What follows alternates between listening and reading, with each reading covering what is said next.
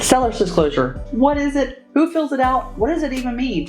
You might be asked to fill out a seller's disclosure when you list your house. And so this is a place that you're going to tell the new potential buyer everything you know to be true or false about your house.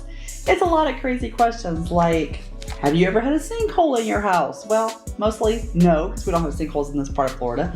But there's also some things you need to be aware of.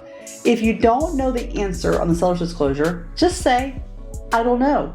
If you're asked, do you have aluminum wiring, and you have an older house and you don't know if you have aluminum wiring, the answer is, I don't know, right?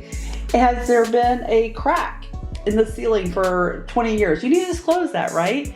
If the washing machine doesn't work half the time and you're including that in the sale of the house, you need to disclose that. Be honest on the seller's disclosure. It protects you as the seller and it protects your new buyer. If you're not honest on the seller's disclosure, that is where you're going to get in trouble. And you do not want to be in trouble that way. You can open yourself up to a lawsuit potentially. So you want to make sure that you're always correct and you're only giving the information that you actually know on the seller's disclosure. They're going to know, how old is your roof? Some of my most fun questions that crack me up every time I ask on the seller's disclosure is, do you have an archaeological dig site in your backyard?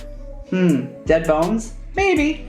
But you know what? If you live in Wendover Farms, there are some places in Wendover Farms that have archaeological dig sites all around some of those other properties. And so you need to disclose that. If you have mangroves in your property, if you've ever had cleanup for asbestos in your home or formaldehyde or all sorts of weird things, right? Maybe you've had a mildew problem.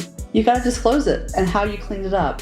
If you've ever had a plumbing leak, disclose it. If you've had rising water that has come into the house, you must disclose. So at the end of the day, disclose what's wrong with your house. We all know your house isn't perfect. Even new construction isn't perfect. I know, shocking, but it's true. So make sure that you disclose everything. Now, if you're a buyer, go through that seller's disclosure. Don't just skim it. Don't just sign it because you're excited about the house. Go through it. Look at it. How old is the roof? How old is the plumbing? Is there copper pipes coming into the house? Is there cast iron pipes going out of the house? Is it PVC? You need to know everything there is to know about this house so you make a good financial decision.